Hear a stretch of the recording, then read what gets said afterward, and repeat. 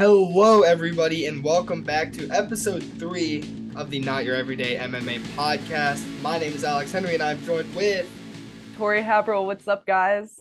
and a lot is happening. We're coming off a break. Go listen to our last episode, by the way, because we talk about a lot of up-and-coming fights and just pound-for-pound rankings and a lot of good things in UFC in general. So definitely go check that out. But this week, we have UFC Paris, Tuivasa versus Ciryl Gane. Very excited to talk about that. And we got some other stuff which we're going to open with, just talking about basic MMA news, right? Yeah. So The daily news that comes out. Exactly. So one fight that we talked about in the last podcast was Sean Strickland versus Jared Cannonier. And that fight, Dana White said isn't happening. I guess Sean Strickland has something wrong with his finger, a finger infection. And they're not even going to find Jared Cannonier a new opponent. They're just scrapping the fight. Tori, what do you think about this? I'm disappointed. I was really excited to see this fight. I mean, I really like both dudes. Almost like a fight. They both lost. I said this before just to kind of see who's still in it. It would have just been exciting. I mean, who doesn't like to see Sean Strickland in the cage, just constantly just talking, nonstop talking. I some people hate it. I love it. I think he's really entertaining. Jared Cannonier has a very entertaining fight style. Obviously, not in the past fight that we saw with Israel Adesanya, but usually he puts out a great show. So I was really excited for this fight, and I'm bummed because other than the title fight, or actually, I don't know, it just there's the Tori fight. Obviously, we'll talk about that later, and then there's there is a championship fight, but there's just not much going on in this division, so that just would have been another fun thing to occur. But things happen, so yeah. Yeah, I actually got excited for this fight too. So I hope that this is still a fight that UFC tries to make, even if they find Jared Cannonier an opponent for another event. This was going to be a fight night main event. So even if they find him an opponent for another event, make this fight happen like next, because that would actually be a really entertaining fight, stylistically, I think, too. 1,000%. Yeah. Other fights that are being made, supposedly, this isn't confirmed, but Jake Paul, the YouTube boxer, is supposed to be fighting Anderson Silva. Dana White said he doesn't care, but he likes the fact that Jake Paul is taking on a real opponent. And we don't talk about boxing regularly on here, so don't expect that. But it's Anderson Silva, which is arguably the greatest UFC fighter of all time. Yeah. Of course, we're going to talk about it. So, Tori, what do you think about this fight? I'm not mad at it, but I mean, obviously, this is like an argument that a lot of people say. It's just I'm not even going to disown Jake Paul because this man's working hard. He's training. He's becoming a boxer. You can't even say he's not a boxer because he's in the gym every day training, working hard. But he needs to stop talking and he needs to fight a boxer. Like Anderson Silva, yes, he's been in boxing, but this man's what, in his 40s, had a great career.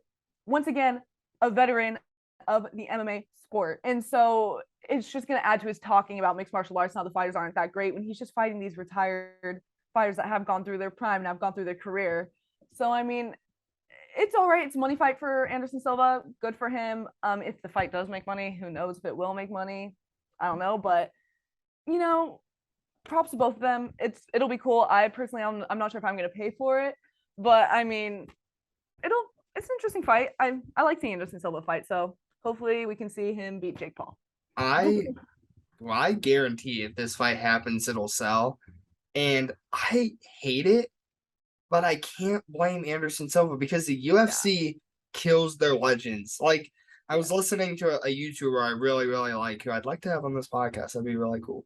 But he was talking about how in the NBA, when Kobe Bryant announced his final season, everybody recognized Kobe Bryant's a GOAT, and they worshipped him. And even his last game was such a memorable thing. If Anderson Silva, it was just loss. Oh, your contract's over. Bye. Yeah. And like, that's sad. And it's even sad that now, who he's arguably the best UFC fighter of all time, has to fight Jake Paul. But at least that's something for him. And he has boxed. He boxed outside of UFC. He knocked out Tito, and he fought a legitimate boxer and beat him too. So obviously his age is a huge factor, and Jake Paul is a legitimate boxer. But I don't know how to feel. I guess I don't know how to feel. Yeah, very in between. I mean, it's just almost like a nothing to be said. Just like, well, there's another fight that got made for Jake Paul with a retired veteran. Like, let's see how this Exactly. goes. Just like, Exactly. yeah, there's not much to say. I mean, money fight, hopefully make some good money. But back to that veteran thing that you said, I mean, it's so true. It's almost kind of sad. I Mm-hmm. mean, we saw it with Demetrius Johnson. I mean, Yeah. it's crazy. They still talk bad about him. I was watching a video about Dana White just saying how he was boring, blah blah. When this man is probably one of, if not, is still on a great run. Just won a lightweight title. I mean, flyweight title again and one championship. And Dana White was like, he's not entertaining, blah blah. The way that they just kind of pick and choose their stars and they don't really recognize the true a hundred veterans and percent. goats of the sport. It's kind of sad. So it's sad that they do have to do stuff like this. But money fight. Hopefully Anderson takes the W. I Yeah, hope. yeah, it'll definitely be Jake Paul's toughest fight. Whether Anderson Silva's 60 years old, that dude is arguably the best striker to Yes. ever touch a mat. So it's going to be a tough fight. Talking about a fight that did get made for next weekend's card, UFC 279, Chimaev versus Diaz. Kevin Holland versus Daniel Rodriguez got added to this card. Initial reaction was thank God because this card was so boring and it still is, but at least it's got a little bit of pepper. So Tori, what do you think about this fight? I'm excited. I mean, who doesn't like to see Kevin Holland? He's a crack up. He's so entertaining and he's doing good. He's doing well in the welterweight division. Hopefully he takes W next weekend. I mean, and maybe title contention. You never know. It's Kevin Holland. He is very popular for the fans and for the people. Almost just like another filler thing, I guess. I mean, it's almost just like the name value because his Right. opponent obviously doesn't have much name value. Almost like the Tony, but I mean, true MMA fans know the Leech, but it's I'm excited. It's another fight, so it makes it a little more interesting to watch because I was for the first time ever, I was debating on buying a pay-per-view. And Mm. I'm like, I don't know if I want to spend money on this fight just because it's not something that really entertains me. It's not something where the winner's really going to go anywhere. It's just kind of they're still kind of going to remain the same. So it's something more interesting added to the card. But yeah, I mean, who doesn't like to see Kevin Holland or watch or listen to Kevin Holland? He's awesome. Yeah, I 100% agree. I love Kevin Holland. I think the really cool thing is that I'm looking at is Kevin Holland's ranked 18th. I know that UFC doesn't really make strict rankings off of after like the top 15, but Mhm. on the current website I'm at, Kevin Holland's at 18. Daniel Rodriguez is at 19. So this fight's almost like an entry into the top 15 kind of fight almost, which I think is good. And I think it's a good matchup for Kevin Holland, which is who I'd want to win. So I am excited for that fight. If you want to hear our UFC 279 breakdowns, you want to hear what we really think about Chimaev and Diaz, Watch next week. watch next week. I mean, Watch next that's week. what we're going to be talking about. Which I am excited to talk about, Me not too. necessarily very excited for the card, but a card I am actually excited for. And I heard some people are not excited for this card, Tori. I'm very excited for this card. I know people didn't like this card. But Saturday, September 3rd, in Paris, France, we got Tuivasa taking on Ciryl Gane for fight night. We're going to be breaking down all the fights from prelims to main card. UFC needs to make up their mind. If you're Yes. listening to this, UFC matchmakers, Yes. figure out the stinking matches before we record our podcast every Yes. Wednesday because it is so difficult trying to figure out and organize these fights. For all we know, some stuff could be off the card by this is on top. So sorry, For all guys. we know, we might cover a fight that's not even happening. Like Yeah. a whole like 10-minute breakdown and it doesn't even happen. So Oh, knock but we're on gonna wood. get yeah, we'll get into our breakdowns. Anyway, the first fight on the card is Stephanie Ager versus Alan Perez. Stephanie Ager, good grappler, has real power. She likes to go for takedowns. She uses a lot of judo, which I think is cool. But she really likes to grapple. She's coming off a loss from an armbar, but she didn't tap. So it kind of goes to show how tough she is, especially for a Yeah. female fighter, because Oh, they tap a lot, like yeah. very easily. I mean, not to say that guys don't either if they get in a real tight hold, but it's more often for them to just tap out real quick. Yeah. Her opponent, Alen Perez, making her UFC debut, has one loss on her record, but it comes from an illegal strike. So technically undefeated if you want to look at it that way. But from what I've watched, she likes to strike and she likes to grapple even more. She uses her size, whether it's through her jab, to muscle her opponents to the ground. And she looks like she can be really good. And I'm hoping that the pressure of this card doesn't like affect her UFC debut. I think especially they're being both the opener. good. Yeah, I think they're both good on the ground. So I guess it comes down to who I think the better wrestler is. Like I said, I like Alen Perez. I'm excited for her, but I don't think she's gonna win. And I got to give it to Stephanie, the UFC fighter currently, who's gonna kind of just be more ready. And I think she is a better grappler.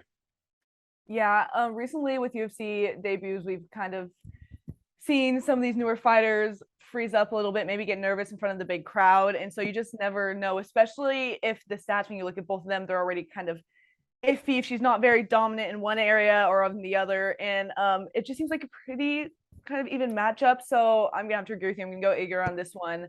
Just not even the veteran, just the more experienced. Sometimes it's just you get the benefit. You've been there, you know what to expect. And I just, I see her coming out the win. I just think it might be too much for Perez, especially being the opener in Paris for the first fight night. I mean, Yeah, it's tough. That's a tough card to make your UFC debut on. So I'm still hoping that UFC likes her even if she does lose, because I mean obviously we'll see after Saturday, but from what I've seen so far, I'm like she looks like she could be legit. So but sure. we're both gonna go Stephanie here on the first pick. Next fight on the card, Khaled Taha versus Christian Quinones. Taha, he's a kickboxer, uses his speed a lot, he switches stances a lot, and he has a surprising power. He's an okay grappler. He has one win in his last 5 fights, but his last 3 opponents were very, very hard opponents. Looking at Christian, he's a great grappler who likes to get it on the ground constantly and always is keeping pressure. He likes to just come in and throw hands. When he gets you, throwing hands a lot, then he takes a shot and gets on the ground. My issue is with that kind of strategy and just how he fights in general is he is very sloppy.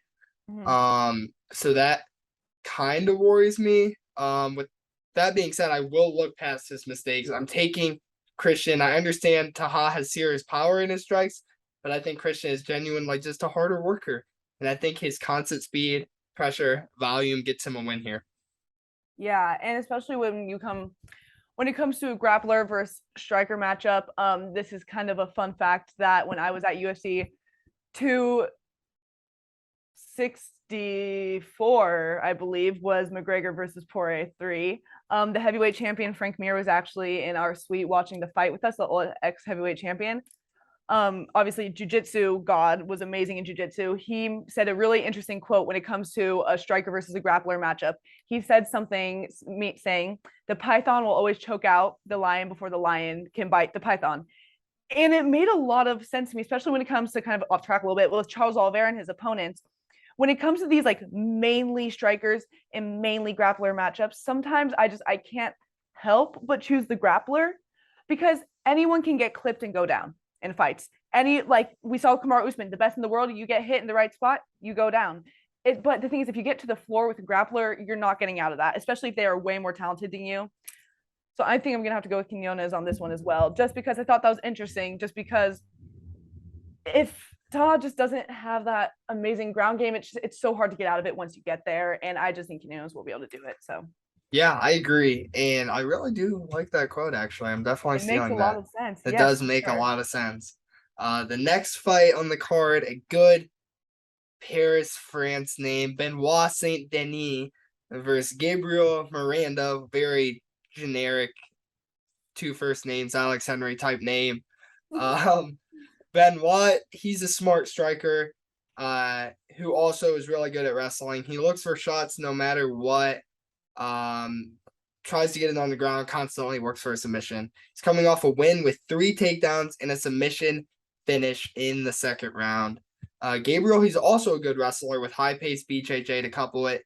He gets good submissions, but if he doesn't get that, that's kind of it. That's kind of all he has. And that's kind of where my opinion forms on this fight. I think if Miranda gets it on the ground, he could win because he has really, really good BJJ, but it's cage fighting. There's all sorts It's of martial combat. arts. It's Yeah. not old school MMA where you have your one thing that you're really good at and you can win. Benoit's still a really good striker. He picks his punches perfectly. He times them really good. He has a 100% takedown defense. I mean, that is off of being taken down 4 times in the MMA, or had defended 4 shots, but still, I'm going with Benoit. I think it's the safe pick here, and I think it just makes a lot of sense. Yeah, I'm gonna have to agree with you. Just when it comes, almost kind of now disagreeing with what I said before, kind of when it comes to the straight grapplers, like just the grapple or nothing. We saw it in Ryan Hall's last fight. He just kept on looking for that submission, it just didn't work. And especially against a solid mixed martial arts like Saint Denis, it's just going to be harder, especially when he's good kind of in all aspects. And plus, he's going to be in his home. He's going to have the crowd supporting him. He's going to have the extra support behind him. So I'm going to have to agree with you on that one. Yeah, the only thing I would say if you are betting, because I'm not betting, but like if you wanted to, like, I wouldn't lock this fight because what if Benoit comes out? He is a wrestler and he wants to take it to the ground. I think that's a bad option for him. If he does try to take it to the ground, then Gabriel Miranda, he can really dominate in BJJ. I just think, logically, I wouldn't try to take it to the ground, but he is a good wrestler. So if he does, I don't know what I'm trying to say, like his own defeat, I guess, sets up his own defeat. So I would be careful there, but we're both picking Benoit. Cool. Next fight, Nasruddin Imavov, hard name here, versus Joaquin Buckley, which is a very popular name that you've probably heard before. And if it is, it's because he's the highlight. He's a highlight kickboxer, crazy knockout highlights, but he's always throwing these strikes. That's the strikes he throws. Comes in solid forward movement and throws a lot, has a lot of power. He's really fast. Ever since he lost, though, he's stepped back and he doesn't chase his highlights, but he throws a little smarter and still maintains that power, still maintains that speed and that volume. Looking at Nasruddin, he is a good overall striker. He has great cardio. He has great grappling. He leans to his grappling, but we saw in his last fight that he wasn't afraid to strike. Look, I like Joaquin here. If you look at Imavov, he only has a 20% takedown accuracy. He doesn't shoot or land a lot of takedowns. I've wrestled. When you wrestle these short, stalky guys like Joaquin is, they're very hard to take down. Yeah. So I don't see Joaquin trying to take it to the ground. So if he can keep it on the feet, he might get a decision, maybe early round knockout here. So I know a lot of people are picking Nasruddin, but I am taking Joaquin Buckley. Another one that I'm gonna have to agree with you on because Buckley's coming off of a performance of the night with an amazing knockout, and I mean, he's on a 3-fight win streak, just has such power in his hands, and if he can get it done in the early rounds, I'm gonna go. I think I'm gonna go Buckley by knockout. I mean, he just has such power, and I'm rooting for him to win. His name has name value. He's a newer contender in the middleweight division. It's interesting, and I always say this when it just comes to newer stars with a name value, I'm always rooting for them just because there's someone new and there's someone exciting that we can see go up the rankings. There we go. We agree once more on Joaquin Buckley. Next fight is Faraz Zaim, I think, and versus Mikhail Figlak. So these names on this card are rough. I'm just gonna say that. I should have said it at the beginning. I'm gonna say it every UFC podcast, even if they're basic names, because they're hard names to pronounce. They are very hard names to pronounce. Yes. But looking at Ziam, he's a lengthy lightweight. I like using very 6'1". Yeah, that is crazy. Yeah, and he uses his length well too. See, the thing in UFC is sometimes just off topic. Reach doesn't always mean everything because it's not boxing. People don't have to rely on their reach to do stuff, but if the fighter knows how to use their length well, it can help them. Ziam is an example. Yeah. So there's guys that definitely know how to use their length, but it's not like if you're a bettor and you look at paper and you're like, oh, 2-inch reach, pick him. That's not good because it doesn't work that way in MMA. Easier to take down as well. Yes, 100%. So anyway, back to the breakdown here. He uses his length really well in his strikes. He likes to clinch. He strikes smart, whether that's his punches or his kicks. He goes in and out, but ultimately he is a pretty conservative fighter. Mikhail is a good grappler. He has a lot of power in his hands. He moves forward and throws with a lot of volume. The thing with Figlak's style is he leaves himself open quite often, which is like my only real concern with him. ZM's a better overall striker because it's technical versus kind of crazy striker with a lot of power.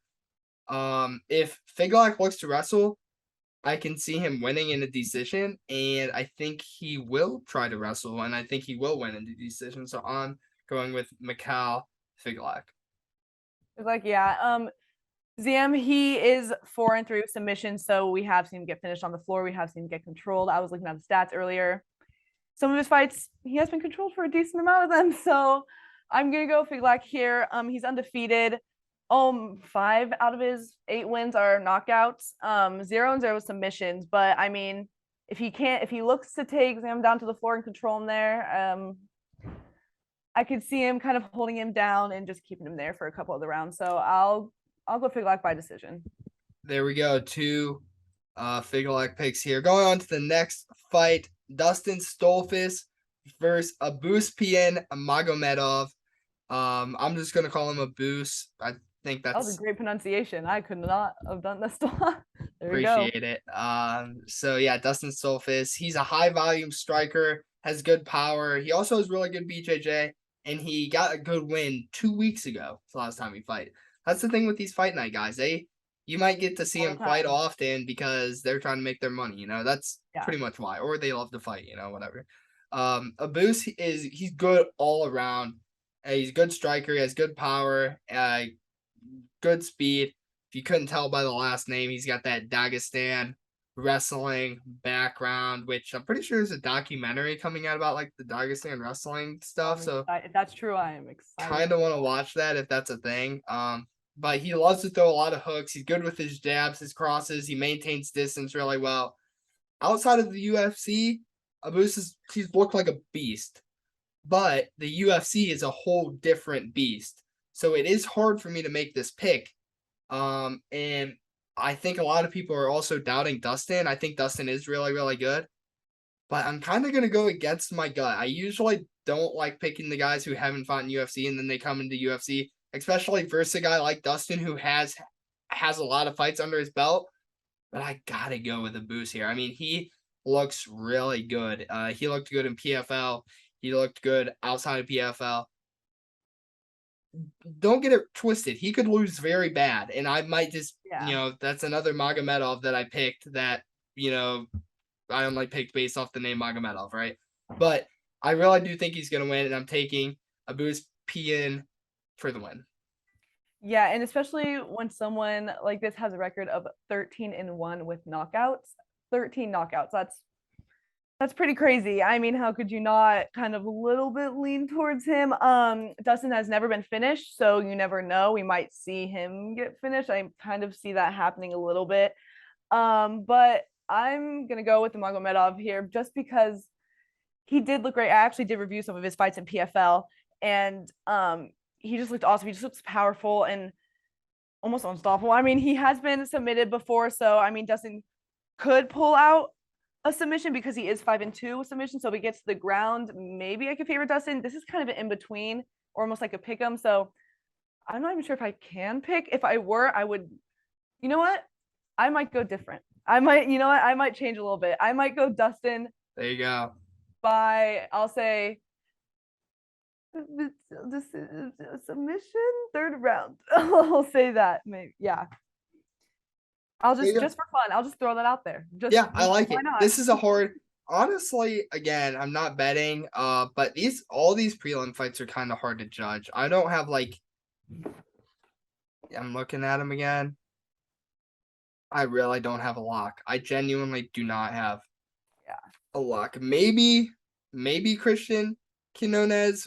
If you were gonna bet on one, that's like I guess the one I'm most confident in. Yeah. But I could see all these fights going the other way on the prelims here. So, but we disagree on one. So there's a disagreement. On to the main card. Big name Charles Jourdain taking on Nathaniel Wood. Tori, I'll throw it over to you first. What's your breakdown on this fight? Alrighty. First off, I am very, very, very, very excited for this fight. I am a big Charles Jourdain fan. He has become one of my favorite fighters to watch. Just always very entertaining in the octagon, always pushing forward, very good timing, really quick on the feet. Surprisingly, in his last fight against Shane Burgos, he did unfortunately lose. It was a close. That last round though made it such a close fight. He was controlled for 6 minutes out of the 15-minute fight. But something crazy is he was controlled for 6 minutes. He outlanded Shane Burgos' strikes. I think he landed 100 and something significant strikes, like almost by double Shane Burgos, and he was controlled for a third of the fight, which is insane. This man is just always throwing, always coming forward. Maybe not the most technical, but just so entertaining to watch.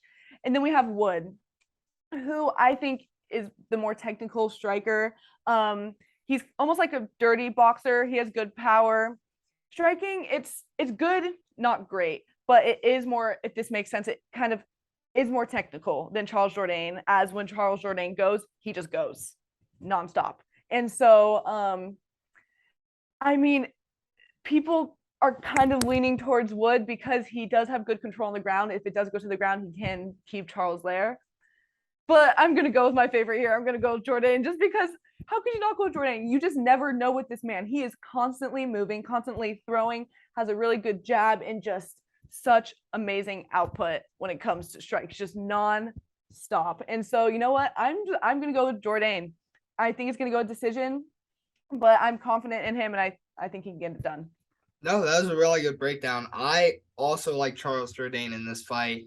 You know, you mentioned he likes to come in and throw a lot, whether it's punches, kicks, spinning attacks, you name it. He's fast. He sets up all of his shots, and he has a really good chin from what we've seen so far. You know, you talked about his loss where, you know, he did throw 100 more strikes than Shane, and he was controlled on the ground. Just goes to show how tough he is. He is really, sure. truly tough. Nathaniel Wood, which, by the way, why is it not just Woods? You know, who made his family heritage and couldn't have just put the S at the end? I just feel like Nathaniel Wood just sounds like such an odd name. Like yeah. Nathaniel Wood. Like, yeah, literally. I just wanted to like say Woods, but it's not Woods. It's Nathaniel Wood. You mentioned, you know, he is a dirty boxer, true boxer, whatever you call it. He's a boxer. He's got really good power on his shots. He's also a good wrestler, like you mentioned, but he has 6.32 strikes per minute. He's also coming off a really good win. Mm-hmm. I think it'll be more of a striking match, and I think Charles gets the win in that. Wood might go to wrestle, but Charles has shown in his last fight he can take it. He has lost to other wrestlers. He's still putting output out when he's on the floor. Right, yeah. He's lost to other wrestlers before, but after that Shane Burgos fight, I'm like, dude can really win against, or well, not he lost, but he can do good against a wrestler, right? Mm-hmm. And I think you talked about how this fight goes to decision. I think the cardio is huge. Charles Jourdain, great cardio, and I think with his striking, his cardio, and his toughness, that gets him the win in this fight. So I will also go Charles Jourdain. I'm so excited for this fight. I mean, also Charles Jourdain, both of them just fought not too long ago. I mean, Wood fought, I believe, on the UFC London card. I might be wrong. I need to double check that. I believe it was UFC London. Charles Jourdain just fought for the Long Island. So I mean, these fighters really they're nonstop. It's crazy. Yeah, quick turnaround time for sure. Going on to the next fight, William Gomez versus Genaro Arenas. I probably pronounced that wrong, but Tori, give me your breakdown on this fight. All right, so this is a featherweight bout. We have Gomez, who is 10-2. He last fight was a win by a knockout in the third round, and then we have Arenas 13-3 and 1 no contest. Last fight was a win by decision, and for this fight, if it remains standing, I'm gonna say Arenas. He's constantly pressing forward. He is one of those fighters. It's become more of a popular term in the MMA world. He has the dog in him. Just always moving forward. Just never been knocked out. Can take shots. Always tries to walk down opponents. Almost like Merab constantly moves forward, except striking instead of wrestling. Just constantly moving forward. Not great takedown defense though. It has gotten taken down a bunch of times, has gotten held down for a significant amount of time in his past fights. And then we have Gomez, who is has pretty good wrestling. I mean, he's not the best wrestler, but he has, once he gets to the floor, he has really great ground and pound. He throws, when he is standing, he'll mix in some kicks. He's an okay striker, more of a counter striker, kind of waits for the other to throw. He definitely usually is not the one throwing first. But when he does take his opponents down, he uses the ground and pound to his advantage. So it's kind of one of those fights where if Gomez can take Aaron's down, which I think it won't be too hard, I'm gonna go Gomez. But if it's standing, I'm gonna go Aaron's. I think Gomez is gonna try to use his takedowns, and I think he's gonna get Aaron to the floor. So I think I'm gonna go Gomez by decision. Yeah, that's a really good breakdown. And it's hard to judge a fight like this where both guys are making their UFC debut. Yes. And there's not like you gotta really search the internet to watch these guys fight, right? So from what I've seen, William Gomez, the Jaguar, he looks just to be both guys don't impress me in one area. Like it's not like, oh, he's a crazy, crazy good striker, he's a crazy good wrestler. There's kind of they go out there things they're good at, you know. But if I had to compare, I think Gomez is just the better fighter. And I know it's a real basic breakdown. Yeah. But I do think he gets the win. Whether it's decision or not, I don't know. I mean, he's got a lot of knockouts on his record, right? So I don't know. Whereas Jarno, he kind of has went to decision in his wins, and he's lost by like knockout and submissions. So both cool prospects to watch. I don't necessarily care for it being a main card fight, but like UFC just added this like today. Yeah. So thanks Yeah. UFC for that. But yeah, I will agree with you, Tori. I'm gonna go Gomez as well. Perfect. So the next fight on this card, Nasrat Haqparast versus John Makdessi. Tori, who do you have in this fight? Okay, this fight. Oh, okay. It really depends on the judges. I don't see it being a finish. It might be. If it were to be a finish, I'm gonna go. I'm just gonna say his first name because, or Hack Press, I believe Hack Press. If it is a finish, I'm gonna go Hack Press by knockout. Don't necessarily think he will get it though. For this fight, I mean, Makdessi's 18-7-0, 9-2 with knockouts, 0-1 submissions. He's been 4-1 in his past 5 fights. His last fight was a win by split decision. And then we have Nasrat, who is 13-5, 2-3 in his last fights, 9-1 with knockouts and 0-1 with submissions. When it comes to his past 2 fights, talking about Nasrat, with Bobby Green, he really had troubles with Bobby Green's volume. And it just ultimately led to Bobby Green getting the win by decision that night. And when it came to Dan Hooker, he had a real big problem with his wrestling. And so I have it written down. I have Makdessi by decision, but if there was, like I said before, there was to be finish, I'll go Nasrat. Makdessi's just a good striker. He has good takedown defense. He's a lot more technical than Nasrat is. He mixes his hands and his kicks very well. He is coming off of a longer layoff, 1.5 years, so we'll see. He did have leg surgery because he is 37 years old, which is a little sketchy, a little scary. But lands a really, really good amount of significant strikes. I mean, if you look at all of his fights, the amount of significant strikes this man throws is crazy, and he's always outstriking his opponents. Nasrat overall just has the power advantage. I think that's kind of the biggest thing that he has here. He has good pace, and he is a high volume striker. But I just kind of see Makdessi picking him apart throughout the 3 rounds and just almost taking this by points, just in and out, in and out. And yeah, I mean, if he could mix in a little wrestling, which I don't think he will, he could. It's going to be a problem for Nasrat. So I think we'll go Makdessi. So your final lock in is Makdessi. Oh, but when you say it like that, I don't know.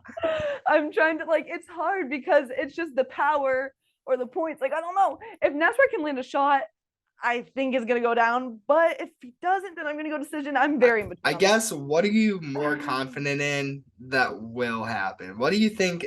What probability is higher than the other? When I was doing my research, just I for was more confident in Makdessi. But now as I'm talking about it out loud, I am more confident in Nasrat. So I'm gonna go Nasrat by knockout. I'm changing my thing. There you go. All right. Yeah. So yeah, Nasrat, he's a really good striker. has a lot of power. When he finds his rhythm, he is really, really good.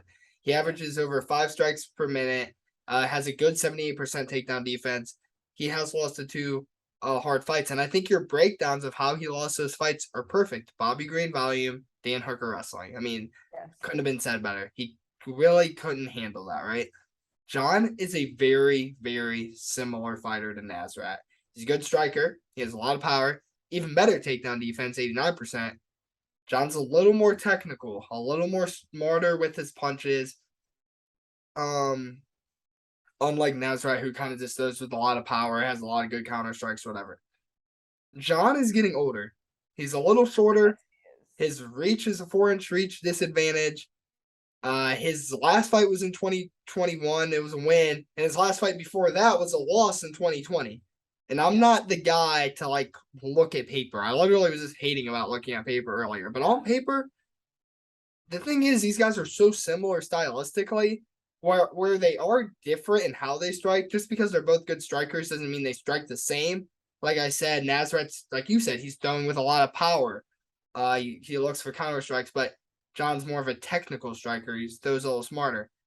But like looking at it just on paper, I gotta go Nasrat. And then I think that Nasrat's stylistic like fighting will be harder for John than John's will be for Nasrat, if that made sense. So I go Nasrat here, and I'm pretty confident in him winning. I could see it maybe going to decision, but I do think he would finish it. Yeah. So, yeah. That's where, as I was talking, because I was pretty confident in my pick, and then as I was talking about it out loud, I was like, wait, like I forgot about the knee surgery and then the layoff, and I was like, oh, maybe not. And I was like, Nasrat just has a lot of power, and sometimes that really just affects these older guys, and they start to lose their chin, especially if he's had this long of a layoff. He hasn't been in there for a while, and going against a guy like Nasrat isn't really any help for him at all. It's not even. It's like, oh, here you go, boom, like just power, Right. like literally. So I'm gonna have to go with power over technique on this one, and that's not something I actually usually do, but I'm gonna go with Nasrat. There you go. So we're both round. agreeing. Knockout second round. Very from not very sure to very confident. Yes. So on to the next fight. Alessio Di Chirico versus Roman Kopylov. Tori, I'll throw it over to you. Give me your breakdown on this fight. All right, we have Chirico, who is 13-6. 6-1 with knockouts, 4-1 with submissions, 1-4 in his past 5 fights. And then we have Kopylov, who is 8-2. His last fight, he did lose by unanimous decision. He's 7-0 with knockouts, 0-1 with submissions, and 3-2 in his last fights. This is the fight I am looking forward to, least looking forward to, I should say.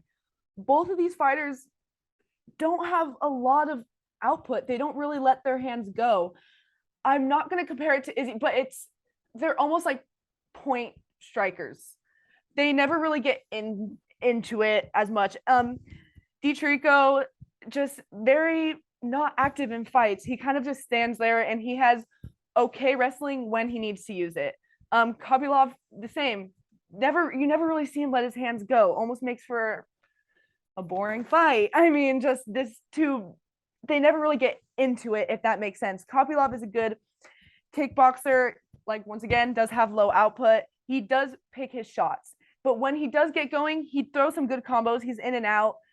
More entertaining, I would say, than Di Chirico. Not a great ground game, but he is more technical. Overall, it's kind of hard to say. If Di Chirico does mix in his wrestling, I can see him winning this fight by decision, because he definitely does have the capability to hold Kopylov down. But I think it might go to the floor, and I think Di Chirico takes it by decision. He's overall just the better mixed martial artist of the two. Yeah, that's a really good breakdown. And if you listen to the first episode, you'll hear me say this a million times. I love fighters who are really, really good wrestlers that like to strike instead of wrestling. And that's Di Chirico, right? You know, he has really good kickboxing. He likes to keep pressure, but he also averages a little over 1 takedown a fight. 83% takedown defense, 11 takedowns in 10 UFC fights, right? So he likes to strike a lot. You know, he likes to throw good low kicks, good high kicks, whatever. But he also has that wrestling, like you said, Tori, right in his back pocket. And I just think he has a really good cage fighting combo, mixture of styles, right? You look at Roman, who he's also a very good kickboxer. He also has really good power. He doesn't throw with a lot of volume, but he picks it up as the fight kind of starts. Gets good counter strikes, throws really good combos. He kind of figures you out, Piotr Jan-esque style. He doesn't look the best on the ground. He was taken down twice in his UFC losses, but he still averages an 83% takedown defense, which I think is important. And I think Roman might be the better striker because I tend to lean more towards the technical guy. I agree. Yeah.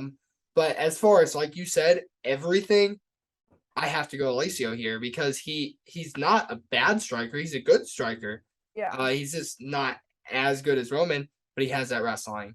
So, you know, if he needs to resort to wrestling, he can.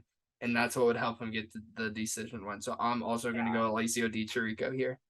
Yeah. And for this fight, it's also just another one of those kind of pick 'em fights. I mean, if the fight does stay standing and Di Chirico doesn't use his wrestling, I think Kopylov picks him apart. But I mean, I hope he does because that's kind of almost going to be his key to victory is pulling out that wrestling. So I'm just me hoping that he is going to bring out his wrestling in this fight. I'm going to go Di Chirico by decision. Yeah, there you go. And I actually think this fight can be more entertaining than you talked it up to be. Yeah. I mean, I guess from a breakdown standpoint, it does sound like it could be boring. But I mean, if these guys get into a kickboxing fight, that could be very entertaining to watch. So, but we're both going with Alessio here. Yes. Cool. So on to the co-main event: Robert Whittaker versus Marvin Vettori. Tori. I know. I'm gonna throw it over to you first. Give me your breakdown on this co-main fight. Alrighty, so we all know the Reaper. We all know Robert Whittaker. He is one of my favorite fighters. Just because I say this all the time in my lives, I have a soft spot for soft people. That's always how it works. So I have the softest spot for Robert Whittaker. 24-6, 10-2 with knockouts, 5-1 with submissions, 3-2 in his last 5 fights. Those 2 losses being to the champ Ciryl Adesanya. And then we have Marvin Vettori, 18-5-1 with 1-0 contest, 2-0 with knockouts, 9-0 submissions, 4-1 in his last 5 fights. That 1 loss also being to the champ Ciryl Adesanya. Going into this fight, I have Robert winning by a decent amount. Meaning, saying this because it also depends on what Robert we get in this fight. I'm hoping we get the old dog Robert. I'm hoping we get the aggressive one. You never know, but I'm praying that the old Rob comes back. Vettori's, as we all know, we saw in the last fight, his strong point is the ground game. It's wrestling and it's jiu-jitsu. He couldn't take Izzy down. I mean, it's very hard to take Izzy down. He attempted. He didn't even really use it in that fight we saw with Costa at 205. He, I believe, attempted 1 or 2 takedowns, but it was a mainly striking match that he ended up winning. So striking is definitely improving. Robert has such good takedown defense. He's very hard to control. If you get him down, it's very hard to keep him there. Overall, he is the better striker. He has such good volume, and when it comes to throwing his punches, mix up his movement a lot. Is always moving around, kind of hard to catch. And yeah, I mean, he's an aggressive striker, and he has that 5-round cardio, which I know this is only 3, but that's definitely going to be to his advantage. And when it comes to Vettori, this man has a brick head. He just doesn't fall. It's insane. I've seen him once where I live at the local UFC gym. Huge. This man is so big. Like, it's crazy. Has a chin for days. I mean, hopefully throughout this fight. Has diverse takedowns, has definitely improved with his striking, as we saw in the Costa fight. In order to win this fight, I think he needs to attempt to take Robert down. I think he almost needs to make it a boring fight to win this fight. I don't think he's going to be able to get him down and keep him down because especially Vettori, Robert's already hard to keep down. Vettori has struggles keeping people on the floor. And so I just think overall Robert just has the upper hand on a lot of stuff. I think he's going to pick him apart. I just think, especially on the feet, and I don't think Vettori's going to have as much success as he would like on the ground. And so I'm gonna have Robert. Just because Vettori just never goes down, I'm gonna say decision again. I'm gonna have Robert by decision just because I don't see him finishing Vettori. Yeah, that's a really good breakdown. You talk about Robert Whitaker, who you want the old Robert Whitaker is what you said, which the old Robert is unpredictable. He might throw low volume, just maybe low kicks and not really coming, and then he's a headhunter and he's just going for knockouts, right? And you also mentioned his only losses since 2014 are to the last Stylebender. So like he's really, really good. But something that has really changed about Robert that I want to talk about, his first 14 UFC fights, he had 4 takedowns total. In his last 4 UFC fights, he's had 10. It's insane. It's crazy. So, yeah, wrestling is a huge thing that he's added to his game. He was always a great striker. He's arguably a better striker each fight, but now he has that wrestling. And he also has the cardio, which is really important for him getting the win. Marvin's the opposite, right? So he's a really, really good wrestler, averages 2 takedowns a fight, 76% takedown defense, but has slowly gotten better at striking. And you talked about this dude's chin. I mean, he's never been knocked out in MMA, not even outside the UFC. Any fight he's ever fought, he's never been knocked out.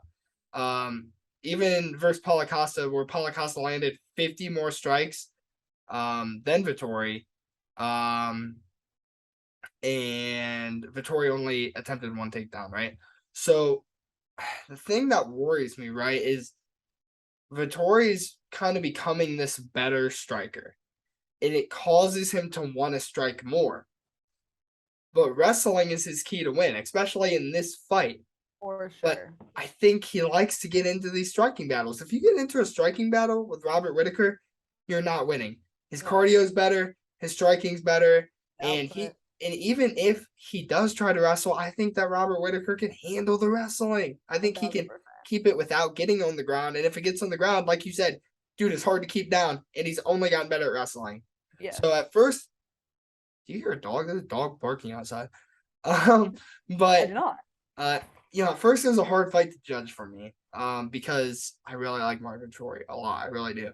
Yeah. But the deeper I dive in, it's pretty easy. Like I'm very, very confident. If I was betting, I'd throw the money down. I think this is my locked. Yeah, I'm gonna have to agree with you. I think this is I don't bet either, not old enough, but I think this is my locked in pick for the night. I was reviewing this fight, and before I was like, oh, this could be like a good matchup. But the more I dove deeper and deeper, and the more I rewatched some of their past fights, Robert just really has the upper hand. And I think Robert is one of those fighters that is underrated. I mean, wins over Kelvin Gastelum, 2 wins over Yoel Romero, Cannonier, Darren Till. I mean, it's just, it's crazy.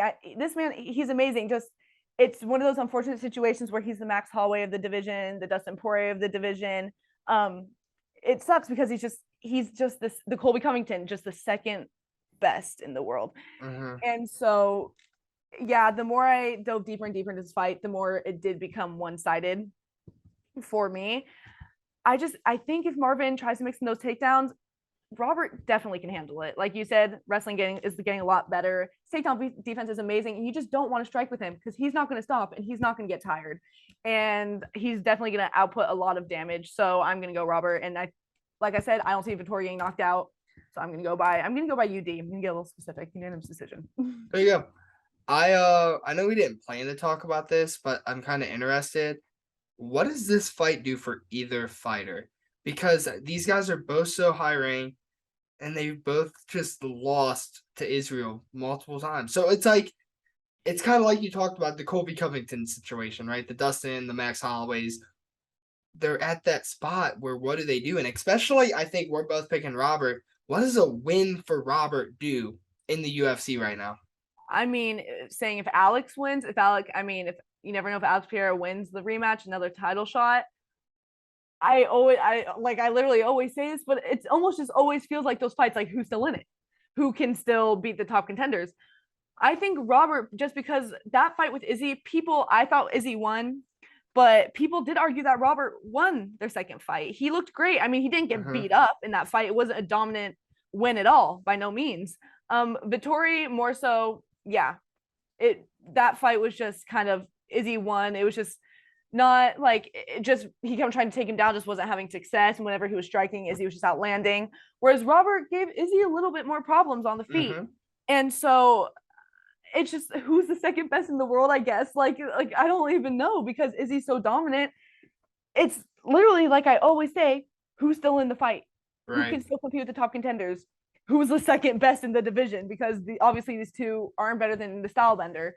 So it's almost like they should have a little belt for number 2 ranked contender. Yeah. Like, you know what I mean? Like it sucks, but it's like the number 2 contender championship because there's really nothing either of them can do, or they're gonna have to wait longer. So yeah. Right. Yeah, it's very hard to tell with this fight, but I'm definitely picking Robert Whitaker here. I think he is just way better. And I think this fight can be really awesome. If it's striker versus striker, this fight will be so awesome. And if it becomes like a wrestling fight where they're just trying to get it by decision, it can be really boring.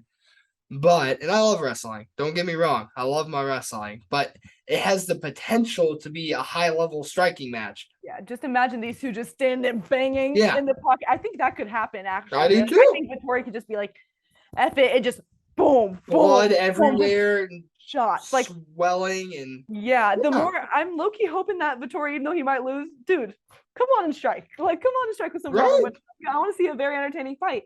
And that would be very, very entertaining. I mean, both of them. Robert Whitaker, though, one thing really quick, his chin. It's a little thing it's a little suspect. A little suspect in the fight. If Vittori does land a big shot, it's a little bit scary. Yeah. But that's with everyone. I mean, you know, but I'm still going Whitaker. Strong. I'm going Whitaker too. Yeah, I'm very excited for this fight. Another fight that I'm excited for, but I'm not excited for it because it pains my brain to even hurts me process this fight, because Ciryl Gane was my favorite heavyweight until I knew who Tuivasa was, and then Tuivasa was my favorite heavyweight, and now they're fighting each other, so I don't know what to do. But Tori, I will throw it over to you. What is your breakdown and prediction for the Paris main event?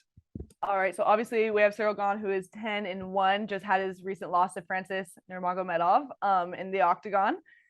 Anyways, I'm excited for this fight. I mean, Gane 4-0 with knockouts, 3-0 with submissions, 4-1 in his last fights. Then we have Tuivasa, 15-3, 14-1 with knockouts, meaning only one of his wins was not by a finish.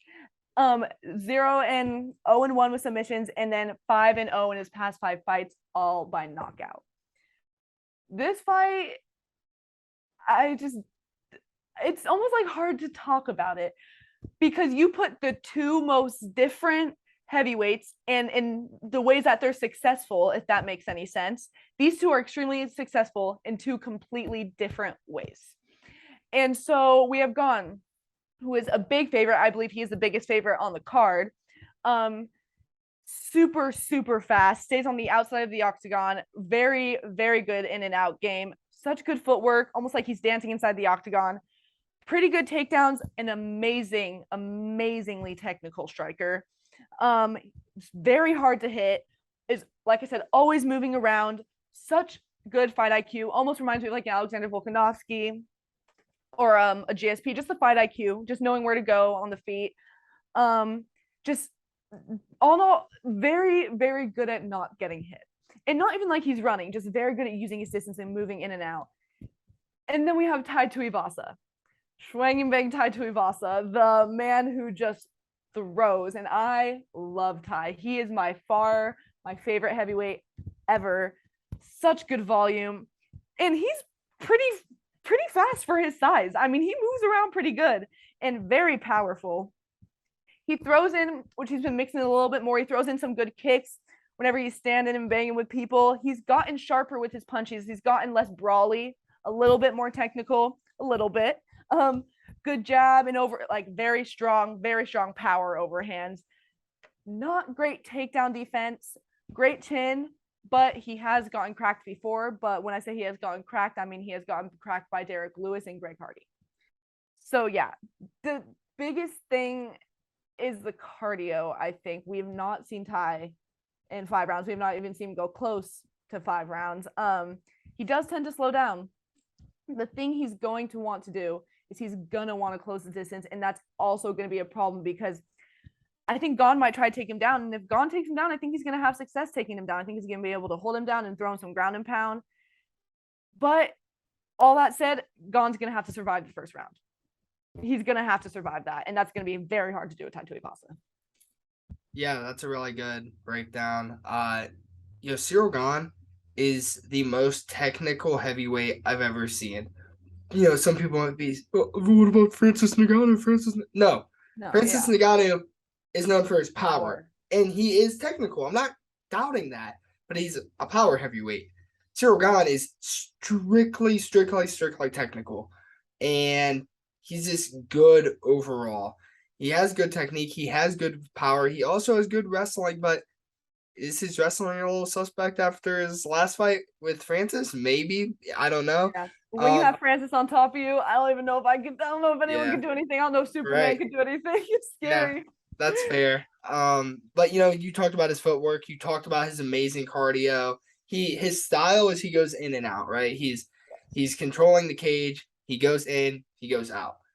He has a 5-2 striking differential, which just means, if people don't know what that means, for every 2 strikes his opponent throws, he throws 5. It's a pretty crazy stat. Tuivasa, he reminds me of my favorite fighter of all time, the guy who signed that shirt right there, Chuck Liddell. He isn't crazy good. He isn't very technical at anything. He's just an amazing cage fighter. I don't know how else to describe him except just good at cage fighting. I'm not just saying he's fighting. I'm not saying he's a bar fighter. There's a distinct difference between your Chuck Liddell and your bar fighters, right? I'm just saying he's just kind of just goes in there and he can really brawl well. If I had to break him down, he's a heavy-handed boxer. That's how I'd break him down. Yeah. Heavy-handed boxer, likes to mix in kicks. He has good speed. He has good volume in his recent fights. On top of his knockout power, his kicks are great with his jab. But the best thing is his chin. And you talked about, he's got some cracks. He's got some cracks in that cement dome of his, But that shoey brain. Yeah, he hasn't been knocked out yet, though. So no, it's so hard to break down. But Ty is always alive for a knockout, right? He's always alive all the time. Round 1, round 2, round 5. I don't care, dude. If he's still in the fight, he's got a chance to knock him out. Ty's got a 6-inch reach advantage. On top of how Ty likes to work distance. You mentioned that Ty could take it to the ground, or that Ciryl Gane could take it to the ground. He absolutely could. Or he could really just keep it on the fight and maintain distance, or on the ground and maintain distance. And I could see that happening even more. I'm going to be cheering for Ty so hard. When Ty comes in and lands a punch, I'm going to be so excited. 1,000%. Yeah. But I really do think the obvious pick is Ciryl Gane. I really think Ciryl Gane is that much better than Ty. And it stinks because I really like Ty. But Ciryl Gane being in the heavyweight division is going to be very hard for anybody to beat. And if he ran it back with Francis, I think he beat him. So hot take maybe, but I do. No, it's not at all. I mean, it's just it's so hard because the difference is Ty can be champion, but Ciryl Gane has the ability to be a defending champion, if that makes sense. Makes a lot of sense. Just because Ciryl, when it comes down to power, it's almost Ty reminds me of like a Masvidal or a Diaz in this division. Very exciting, but just not the most technical. And it's just when it comes, you can get your knockouts, you can get your finishes, but when it comes to the top in the division, you can't rely on that, especially when you have a heavyweight that moves like a welterweight, that moves like a lightweight, that moves so quick and that is constantly in and out. It's hard not to pick Ciryl just because his technique goes such a long way in this fight, and it just scares me a lot. I don't necessarily think Cyryl's going to knock him out. Actually, going back, we haven't seen Ty in 5 rounds. I don't see Ciryl knocking Ty out. I see Ty getting tired and almost not giving up, but just getting really tired, and Ciryl just kind of picking him apart and just leading to a finish. I don't know if Yep. that makes sense. Like a knockout, but not like an insane. I just see Ty kind of getting tired as fight goes on. But you never know. This could be Ty could have completely changed his training camp around, especially because it is 5 rounds. It's such a harder thing. He could clip Ciryl for all we know. Yep. I mean, Ty was in there swinging and banging with Derek Lewis. It's insane. But I mean, when you see how one-sided that Lewis fight was with Gane, it's hard not to pick him. Yeah. So, yeah. It is. And the thing about Ciryl Gane is I think he's okay with winning by decision, which is so weird in heavyweight because these guys are finishers. Every time I predict a heavyweight fight, I say, well, no matter who you pick him by knockout. Not this fight. I mean, if you're going to pick Tai Tuivasa, pick him by knockout because that's how he wins. He won't win by decision. But yeah, Ciryl Gane is just, like you said, he's just that. He's so, he could be a defending champ, right? And I think it's going to be hard, especially versus Ty. And it really does stink for Ty. I looked at him today, a picture of him. I thought maybe, his camp's a little different. He really didn't look like he's still got that big belly of his. So I'm like, those iconic. yeah, I don't know, dude. I really don't. I'm going to be cheering for Ty. Probably lose all my vocal cords screaming for him. Another thing I was going to mention was I could see Ciryl Gane maybe getting a submission win. I don't know if that's crazy to think, but you mentioned how Ty would get tired throughout the fight. He might get sloppy, and Ciryl might headlock. That's a very good point. Go Yeah, cold, that's a something really like that. that's a really good point. I didn't even think about that. Yeah, Ty. Whether Ty's tired or not, I think he's got that dog in him where he's just going to keep coming forward and trying to strike because that's how he has to win. And I could see him getting sloppy, coming in, getting caught, submitted. Not saying I think it'll happen, but it could happen. But yeah, I see Ciryl Gane submission, Ciryl Gane finish, Tai Tuivasa knockout, right? But I really don't see Tai Tuivasa knocking him out. And if he does, I'm going to be so excited next Wednesday for our podcast, and I'm going to be waking up all the neighbors when I do it. For sure. And Ty, I mean, we haven't seen him do 5 rounds. You never know, this man could come and surprise us all. Yeah. Do 5 rounds and perform very well. I pray he does. I mean, it's same. It's just my heart is wants Ty, but my head says Ciryl. But then again, I like Ciryl, so it's almost like I'm not mad about someone's at the front door. Sorry about that.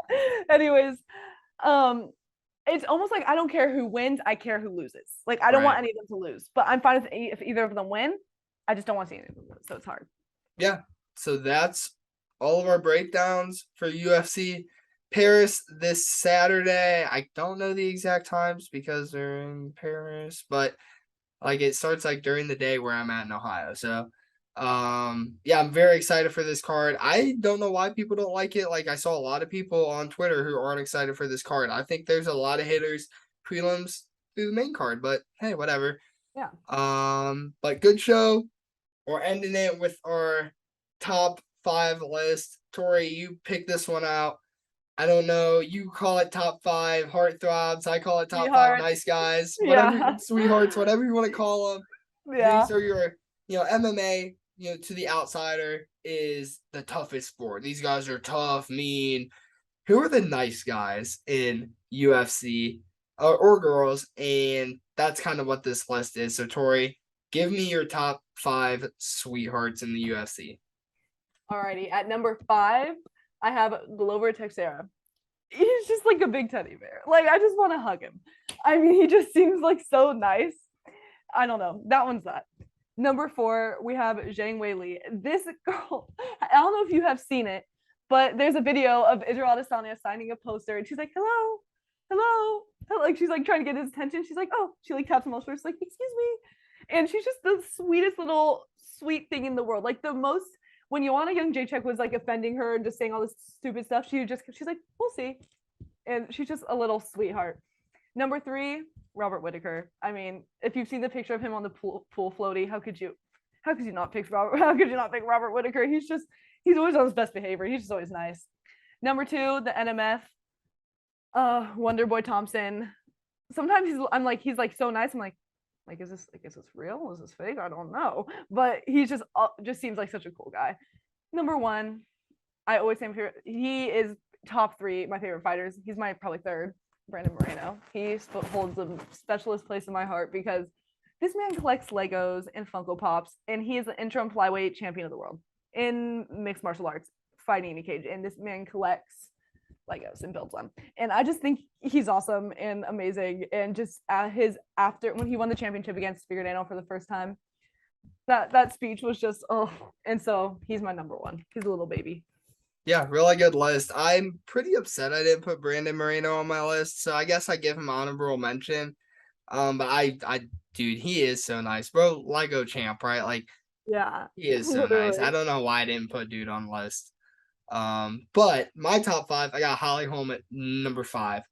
Definitely sweetest female fighter to ever touch the cage. I mean, she's just very, very nice. I'd be very happy to bring her home to my parents. Yeah. And I wouldn't be worried, you know? Yeah. She is awesome. Then you mentioned my number 4, Robert Whitaker. No explanation. Dude is very nice. We've seen him be mean, but I mean, overall, nice dude outside of the cage. Number 3, I have my GOAT, GSP. I mean, to be so dominant and just like not really ever be that mean. Yeah. Kind of crazy. He's also got the karate background, which goes to my number 1. But number 2, I have Dominic Cruz. Dominic Cruz was also a very dominant fighter who wasn't always very mean. And even after fights, he's always super, super respectful, like overly respectful. I'm like, Dominic, chill, bro, to his fighters. Yeah. And number 1, I took Thompson as well. This is the karate dudes. It's like they learn karate and then I watch Cobra Kai. And they're very mean to each other on Cobra Kai, and that show is exactly like the real world, right? So exactly. But I mean, Wonderboy. I mean, dude is very nice. And my number 1. So that's top 5 sweetheart nights, guys, heartthrobs, whatever you want to call them. That's our top 5. The nicest people, the NMFs of the UFC. Right. Nicest, blah blah blah. I'm not gonna say that word, but yeah. Right. So that is concluding episode 3 of the Not Your Everyday MMA podcast. If all goes right, which I should have said this at the beginning, but if all goes right, this podcast will be on podcasting platforms. As for all of our podcasts from this point, we're going to be uploading them on there. So I'm very excited about that. A lot of you guys wanted it, so we're giving it to you. Also appreciate the views. Go check out the last episode. We talk about a lot that really helps understand us as analysts in UFC. So definitely check that out. We're almost at 200 subs, so help us get that 200 sub mark. And we appreciate your comments. We look at them all, so definitely continue to comment too. So now that all the promotion is out of the way, that is the end. I hope you guys enjoy UFC Paris as much as Tori and I will. Very excited. But that has been episode 3 of Not Your Everyday MMA podcast. My name is Alex Henry, and I was joined with Tori Haverl. Thank you, guys. Signing off. Bye-bye.